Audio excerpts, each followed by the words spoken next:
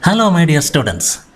I hope you are enjoying the course on universal human values and professional ethics. In the last lecture, we had discussions about value education, its needs and implications. Today, we are going to talk about human aspirations and its fulfillment, which has intimate relationship with values and value systems. Every living being on this earth has aspirations. Animals have aspirations. Human beings have aspirations. We desire for many things in this world like materialistic needs, recognition, respect, trust, love, care, and so on. But in the form of all this, we aspire for true and continuous happiness and prosperity. Now, the question arises, what is happiness and what is prosperity? Happiness is to be in the state of liking or to be in the state of harmony. And prosperity means a feeling of having more than required physical facility. However, since the need for physical facilities is boundless, the feeling of prosperity cannot be assured. And for prosperity, two things are required. The first one, identification of quantity required for physical needs, and second, ensuring availability or production. I would like to continue with a short story written by Leo Tolstoy.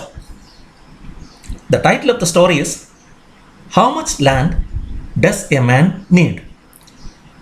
Pahom was a peasant determined to rise to the upper class by purchasing as much land as he possibly can. He boasted that if he had enough land, he would not even fear the devil. Over time, Pahom became very possessive of his newly acquired land and hostile with his neighbors. He moved from place to place, always dissatisfied with what he had, and always in search of more and more land. When a stranger came to him and told him that a clan in a distant community is selling excellent land at extremely cheap prices, Pahom was moved by his greed and went to investigate. The chief of the clan agreed to sell Pahom as much land as he could walk around in one day. The caveat was that he must return to the exact point he started, or the land and money will be forfeited. Pahom set out to encircle so much land that by the afternoon he realized he had created too big of a circuit.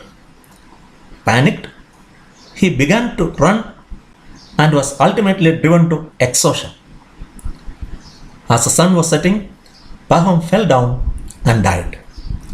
His servant buried him, noting that all he ever really needed was only 6 feet of land for his grave.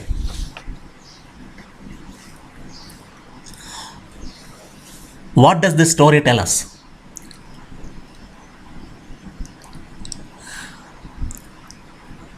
Greed for physical facilities are boundless, which finally boomerangs on us. Now, what are the basic requirements for fulfilling human aspirations? There are 3 basic requirements: right understanding, relationship, and physical facilities. In modern times, we are mostly not paying attention to the first two, that is, right understanding and relationship. We are focusing largely on the third most of the time. As human beings, all the 3 are needed for us.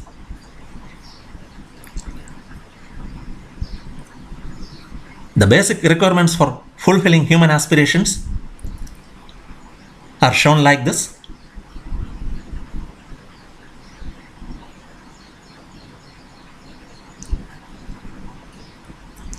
Now just see the conditions of those human beings living with physical facility as the first priority.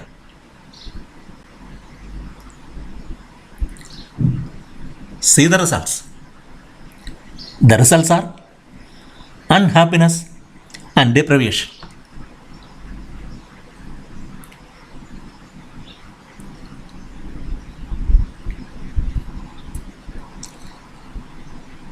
Here comes the distinction between animal consciousness and human consciousness. For animals, physical facility is necessary as well as complete. Whereas for human beings, it is necessary but not complete. Working only for physical facilities is living with animal consciousness. Working for right understanding as the first priority, followed by relationship and physical facilities, implies living with human consciousness. There is a need for transformation from animal consciousness to human consciousness. It can be accomplished only by working for right understanding as the first priority. The transformation from animal consciousness to human consciousness forms the basis of human values and value-based living.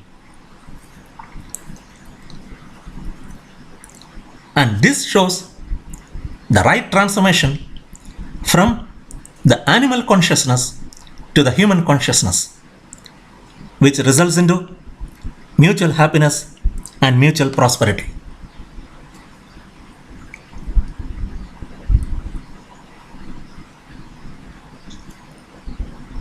Now, how to fulfill the human aspirations? To live with continuous happiness and prosperity, the program is to understand and to live in harmony at all levels of our living. What are these levels of our living? We live at different levels. The innermost level is nothing but self. Then comes the family, then the society, and the outermost level, that is the ultimate, the nature or our existence.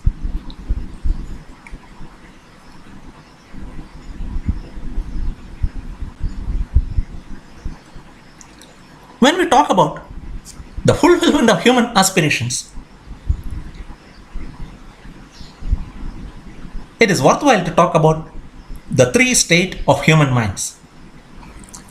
The very first thing is nothing but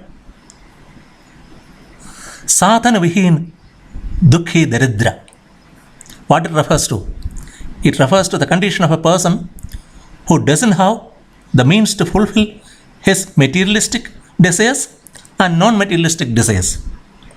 Materialistic desires means food, cloth, house, etc. And non-materialistic desires are respect, trust, happiness, love, care, and so on. The second state, Sadhan Sampanna Dukhi Daridra.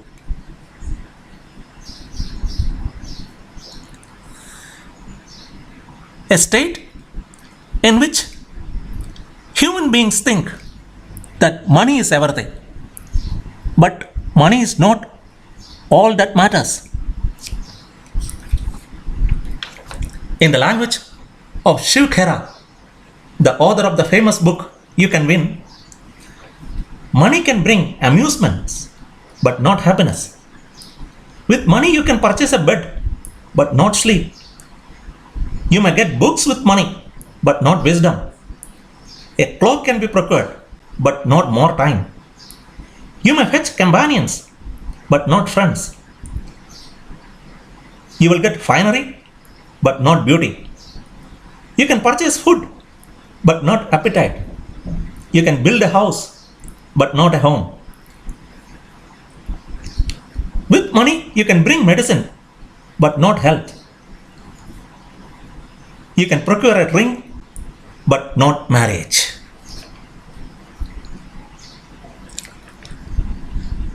State of a person in which he has all the means to acquire materialistic requirements of life, but still something is lacking in his life, which we call as sadhan sampanna dukhi daridra. And now the ultimate level, sadhana sampanna sukhi samurtha. Sadhana sampanna means availability of physical facility. Sukhi samartha, continuous happiness and prosperity. We need right understanding to verify all ideas, to verify that there is mutual happiness with nature and within.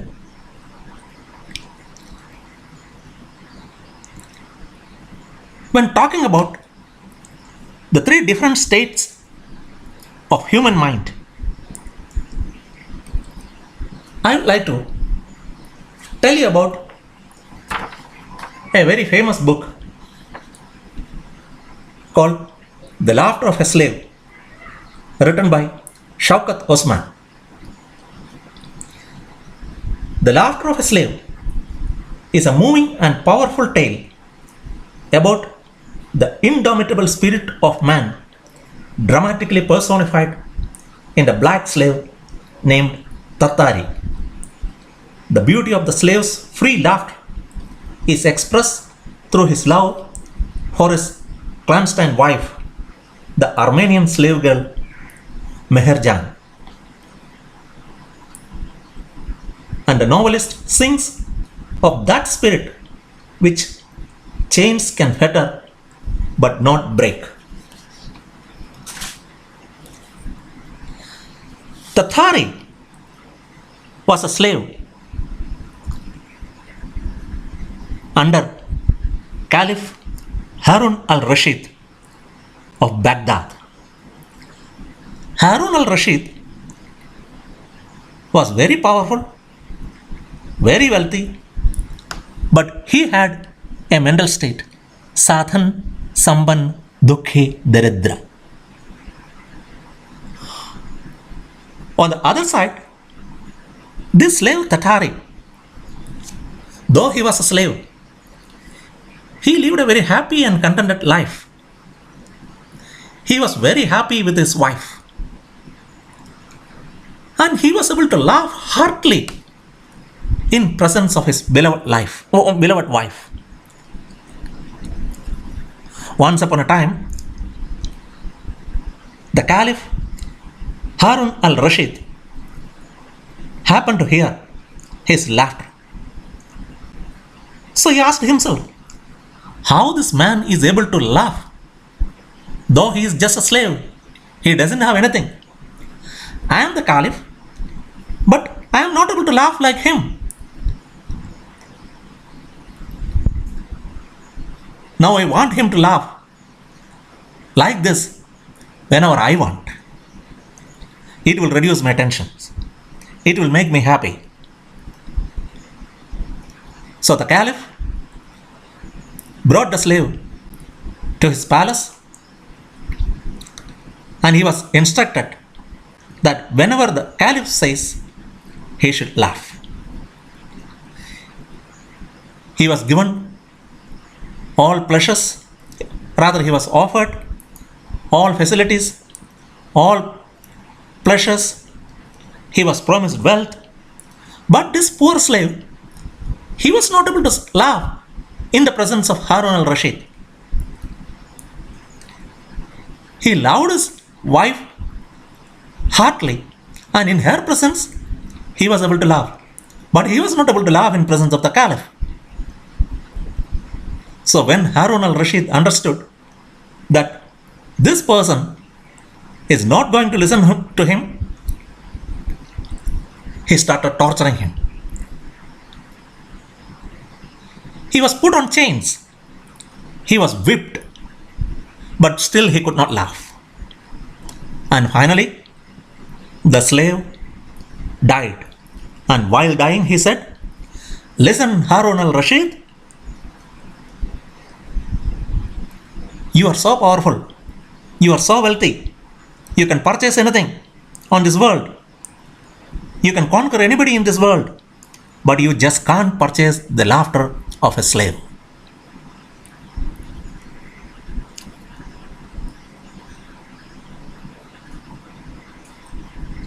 The problem with the mind state of sadhan, sampanna, dukhi, daridra. And this state of mind we see in the present world at different levels. At the individual level, with increasing problems of depression, psychological disorders, suicides, mental stress. At family level, we come across breaking of joint families, mistrust among the life partners, generation gaps. At the society level, there is terrorism, religious and communal issues, and so many things. And at the ultimate level of existence, we have depletion of natural resources, deforestation, global warming, pollution, loss of soil fertility, and so on. There is an urgent need for change of human mind status from sadhan, sampanna, dukhi, daridra to sadhana, sampanna, sukhi, samurtha. For this, the value systems and the value education have a large role to play. In the coming lessons, we will be having further elaborations on this. Till we meet in the next class, bye. Take care.